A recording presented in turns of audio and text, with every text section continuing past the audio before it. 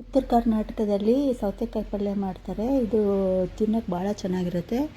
ಏನಿಲ್ಲ, ಜವಾರಿ ಸೌತೆಕಾಯಿ ಇರುತ್ತಲ್ಲ, ಒಂದು ಅರ್ಧ ಕೆ ಜಿಯಷ್ಟು ತೊಗೊಂಡು ಚೆನ್ನಾಗಿ ತೊಳೆದ್ಬಿಟ್ಟು ಕಟ್ ಮಾಡ್ಕೊಳ್ಳಿ. ಮೀಡಿಯಮ್ ಸೈಜಿಗೆ ಕಟ್ ಮಾಡಿಕೊಂಡು ಒಂದು ದಪ್ಪ ತಳ ಪಾತ್ರೆ ಇಟ್ಕೊಂಡು ಅದಕ್ಕೆ 2 ಸ್ಪೂನ್ ಎಣ್ಣೆ ಹಾಕಿ, ಒಗ್ಗರಣೆ ಕಾಳು ಹಾಕಿ, ಸೌತೆಕಾಯಿ ಕಟ್ ಮಾಡಿರೋದನ್ನು ಹಾಕಿ ಮುಚ್ಚಳ ಮುಚ್ಚಿ ಒಂದು 10 ನಿಮಿಷ ಬಿಟ್ಬಿಡಿ.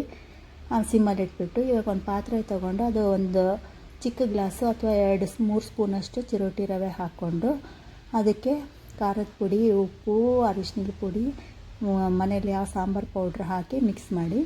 ಇದಕ್ಕೆ ನೀರು ಮಿಕ್ಸ್ ಮಾಡಬಾರ್ದು. ಎಣ್ಣೆನಲ್ಲೇ 2 ಸ್ಪೂನ್ ಎಣ್ಣೆ ಹಾಕಿ ಅದು ಫುಲ್ ಮಿಕ್ಸ್ ಆಗೋವರೆಗೆ ಮಿಕ್ಸ್ ಮಾಡಿ ಇಟ್ಕೊಂಡಿರಬೇಕು.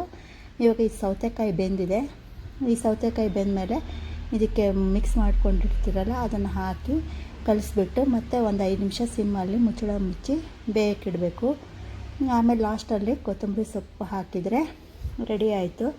ಇದು ಅನ್ನ, ರೊಟ್ಟಿ, ಚಪಾತಿ ಯಾವುದಕ್ಕೆ ಬೇಕಾದರೂ ತಿನ್ಬೋದು. ಇದು ಮದುವೆ ಮನೆಗಳಲ್ಲಿ, ಉತ್ತರ ಕರ್ನಾಟಕ ಸೈಡಲ್ಲಿ ಮದುವೆ ಮನೆಗಳಲ್ಲಿ ಮಾಡ್ತಾರೆ. ತಿನ್ನೋಕ್ಕೆ ತುಂಬ ಚೆನ್ನಾಗಿರುತ್ತೆ. ಒಂದು ಸರಿ ಮಾಡ್ಕೊಂಡು ನೋಡಿ. ಅದಕ್ಕೆ ಯಾವುದೂ ರುಬ್ಬೋ ಕೆಲಸ ಇಲ್ಲ. ಈಸಿಯಾಗಿ ಒಂದು 10 ನಿಮಿಷ ಸೌತೆಕಾಯಿ ಇದ್ದರೆ ಮಾಡ್ಕೋಬೋದು.